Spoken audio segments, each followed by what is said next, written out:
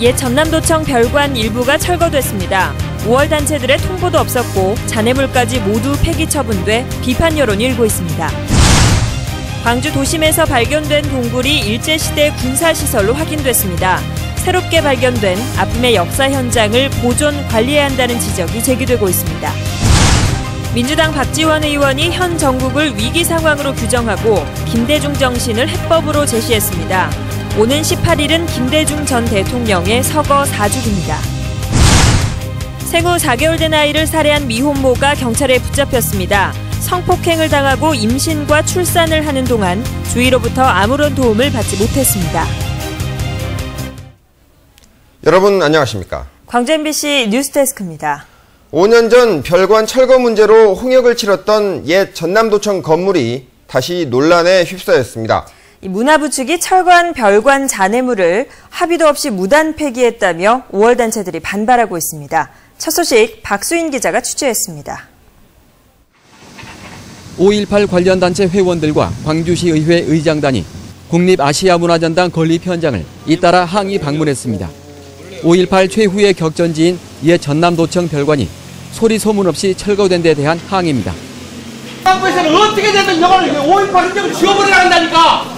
그러니까 함부로 철거해버려 버리지. 도청 별관은 2년여 동안의 보존 논란 끝에 지난 2009년 5월 단체와 문화부의 합의로 일부 철거 방안이 결정됐습니다. 이에 따라 아시아문화중심도시 추진단은 최근 폭 54m의 도청 별관 가운데 본관과 이어지는 24m 부분을 철거했습니다. 철거가 시작된 건 5.18 33주년 추모 주기였던 지난 5월 20일 전후. 하지만 추진단은 광주의 상징적인 역사 현장이 사라지는 과정을 5월 단체나 시민 누구에게도 알리지 않았습니다. 도청 건물 보존 사업과 관련해서는 5월 단체와 협의한다는 약속도 지켜지지 않았습니다. 보존 가치가 좀 더 많은 것들을 찾아내서 이렇게 보존하기 위해서 그걸 요구를 했었는데, 그래서 그 약속이 합의서가 작성이 됐습니다. 그런데 그 합의서를 무시하고 전혀 연락이 없이 지금 철거를 일방적으로 철거를 해버렸고, 또 건물 잔해 가운데 붉은 벽돌만 일부 남겼을 뿐 총탄 흔적이 남아있을 외벽이나 콘크리트는 대부분 폐기했습니다. 부스러져가지고 활용 가치가 없는 거는 폐기 처분을 보고. 잠깐만요. 상징적인 공간이기 때문에 아무리 콘크리트를 할지라도 그건 보존을 했어야 된다는 이야기예요. 5월 단체들은 이런 식의 현장 철거는 최근 문제가 되고 있는 5.18 역사 왜곡과 무엇이 다르냐며 문화부의 공식 사과와 잔해물 수거 등을 요구하기로 했습니다. MBC 뉴스 박수인입니다. 네, 역사 유적과 관련한 소식 하나 더 전하겠습니다. 어제 광주 도심에서 일본군 군사시설로 보이는 동굴이 발견됐다는 소식 전해드렸는데, 학계에서는 일제에 사단 지휘부가 있던 곳이라며 추가 조사 필요성을 제기하고 있습니다. 김인정 기자가 취재했습니다. 전문가와 함께 광주 도심 속 동굴을 다시 찾아갔습니다. 연세대 신주백 교수는 문화재청 의뢰로 국내에 있는 일제시대 군사시설을 조사하고 있는 전문가입니다. 신 교수는 동굴이 일본군이 사용한 군사시설이 맞다고 확인했습니다.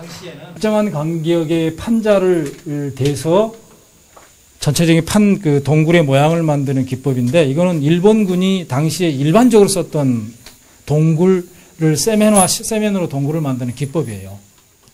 동굴 내부에는 이런 물길이 있는데요. 일제 말기 군사시설에서 공통적으로 발견되는 특징입니다.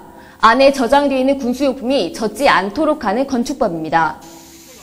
신 교수는 이 동굴이 태평양 전쟁 때 군수용품 저장고로 쓰였을 것이라며 일제 강점기 말기인 1945년 만주와 일본을 이어주는 일본군 154단 지휘부가 광주에 주둔했었다는 새로운 사실도 언급했습니다.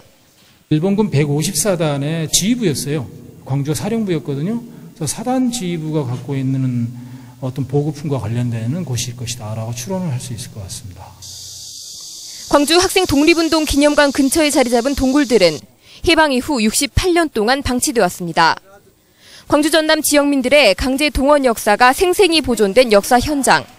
정밀 조사와 더불어 앞으로의 활용법도 고민해봐야 할 것으로 보입니다. MBC 뉴스 김인정입니다. 일제강점기 광주학생 독립운동을 독일 현지에 소개한 80여 년 전 신문 기사가 발굴됐습니다. 전남대 김재기 교수는 독일 바이마르 공화국의 신문인 호시쇠 자이퉁에 실렸던 광주 학생 독립운동 기사를 발굴했다고 밝혔습니다. 천황폐하 만세 대신 대한독립 만세를 외치다 투옥된 수천 명의 조선 학생에게로 시작하는 1930년 2월 23일자 기사는 광주 학생들의 저항운동과 배경에 대해 상세하게 소개하고 있습니다. 리차드 카츠 기자는 독립운동의 배경으로 군사력을 동원한 일본의 억압적이고 가혹한 통치를 들었고 광주 학생 독립운동이 조선 전체와 해외로까지 확산됐다고 보도하고 있습니다. 연일 계속되는 폭염 때문에 광주적 중학교들이 잇따라 여름방학을 연장하고 있습니다. 광주시 교육청에 따르면 일곡중학교와 광주중학교 등 이번 주에 개학할 예정인 일부 중학교들이 여름방학을 다음 주까지 연장하기로 했습니다. 또 이번 주에 이미 개학한 중학교들은 오전 단축 수업을 실시하고 있습니다. 시교육청은 여름방학을 연장하는 학교들은 겨울방학을 단축해 연간 수업 일수를 채울 것이라고 말했습니다. 김대중 전 대통령 서거 4주기가 나흘 앞으로 다가왔습니다. 광주에 온 박지원 의원은 지금이 바로 행동하는 양심이 필요한 때라고 말했습니다. 정영욱 기자가 보도합니다. 강연을 위해 광주에 온 박지원 의원은 고 김대중 전 대통령이 일평생 헌신했던 민주주의와 서민경제, 남북관계가 지금 위기의 길로 가고 있다고 진단했습니다. 일례로 국정원의 대선 개입과 중산 서민층에게 세금을 더 걷는 세제 개편안, 개성공단 문제 등을 꼽았습니다. 특히 한반도 신뢰 프로세스를 표방하고 있는 현 정부의 대북 정책이 실망스럽다며 개성공단 정상화와 함께 금강산 관광 재개, 이산가족 상봉 등을 위해 햇볕 정책과 같은 적극적인 대북 교류 협력을 주문했습니다. 북한을 품어줘야 됩니다. 그래서 개성공단 속에서 창조경제를 찾고 또 역대 군사독재 정권에서도 남북관계를 개선해왔는데 이명박 전 대통령만 아무것도 하지 않은 유일한 대통령이라며 비난했습니다. 그리고 민주주의를, 서민경제를, 남북관계를 파탄냄으로써 박 의원은 김 전 대통령이 서거하기 전 불의에 대해 이도 저도 안 되면 담벼락에 대고 욕이라도 하는 행동하는 양심을 강조했다며 현 정국의 위기에 대해 행동하는 양심으로 살 것을 촉구했습니다. MBC 뉴스 정용욱입니다. 어제 검찰에 소환된 김윤석 세계수영대회 유치위원회 사무총장이 피의자 신분으로 강도 높은 조사를 받았습니다. 검찰은 김 총장을 상대로 공문서 위조를 누가 주도했는지, 개입이나 무기는 없었는지를 집중 추궁하고 출두 14시간 만인 어젯밤 11시 40분쯤 집으로 돌려보냈습니다. 김 총장은 참고인 신분으로 소환됐지만 조사는 피의자 신분으로 받았다고 검찰은 밝혔습니다. 검찰은 김 총장 재소환 여부와 함께 강원태 시장 소환 여부도 검토하고 있습니다. 기아자동차 노조의 파업 찬반 투표가 가결됨에 따라 자동차 62만 대 증산 프로젝트의 차질이 우려됩니다. 70.7% 찬성률로 파업을 가결한 기아차 노조는 막판 타결이 이루어지지 않을 경우 파업에 들어갈 것으로 예상됩니다. 파업이 현실화될 경우 3천억 원의 예산을 들여 추진하고 있는 광주 공장의 62만 대 증산 체제에 큰 영향을 미칠 전망입니다. 또한 파업으로 생산 차질이 불가피해 기아차와 협력업체의 손실이 커질 것으로 보입니다. 성폭행 피해를 입은 20대 여성이 성폭행으로 생긴 자신의 아들을 살해한 혐의로 경찰에 구속됐습니다. 이 성폭행과 임신, 출산과 살인에 이르기까지 이 여성을 도와주는 이가 아무도 없었습니다. 송정근 기자가 취재했습니다. 23살의 미혼모 허모 씨는 지난해 4월 자신의 넉 달 된 아들이 분유를 먹다 갑자기 숨졌다고 경찰에 신고했습니다. 하지만 부검 결과 아이의 코와 입에서 질식 흔적이 발견됐습니다. 허 씨는 이 원룸에서 4개월 된 남자아이의 얼굴을 손수건으로 덮어 살해했습니다. 경찰에 신고한 허 씨는 이미 도주한 상태였습니다. 경찰은 추적 끝에 5달 만에 충남 천안에서 운신 중이던 허 씨를 붙잡았습니다. 우유 먹인 흔적도 없고, 그다음에 그 사망한 애기 코와 입에서 약간 그 표피 박탈이라고 껍질이 약간 벗겨진 부분이 보인다 해서 뭐 손으로 질식시키지 않느냐 그런 점이 좀 주안점을 두고 수사를 하게 된 것이죠. 경찰 조사 결과 허 씨는 지난해 3월 온라인 게임에서 만난 남성에게 경기도 수원의 한 달방에서 성폭행을 당해 아이가 생겼습니다. 성폭행 범죄로 생긴 아이는 합법적으로 유산을 할 수 있지만 낙태 비용이 없었던 허 씨는 지난해 12월 출산했습니다. 이혼한 부모는 물론 언니하고도 연락이 끊긴 상태였던 허 씨에게 아이 아빠인 성폭행 가해자도 도움을 주지 않았습니다. 혼자 키우는 것도 너무 힘들었고요. 아까 정직한 가족에서 같이 키우고 싶었던 마음이 더 컸었는데 주위에서는 그런 걸 많이 도와주지도 않았고. 성폭행 용의자 24살 홍모 씨는 현재 불구속 상태로 재판을 받고 있는 것으로 전해졌습니다. 경찰은 영아살해 혐의로 허 씨에 대해 구속영장을 신청했고 법원은 구속영장을 발부했습니다. MBC 뉴스 송정근입니다. 지난해 발생한 나주 초등생 납치 성폭행 사건이 대법원에서 파기환송됐습니다. 대법원은 용의자 고종석에 대해 무기징역을 선고한 원심을 파기하고 사건을 광주고법으로 돌려보냈습니다. 대법원은 원심이 지난 5월 선고 때 적용한 가는 목적의 약취죄 관련법이 지난 4월 변경됐다며 법리를 다시 심리하라고 돌려보냈습니다.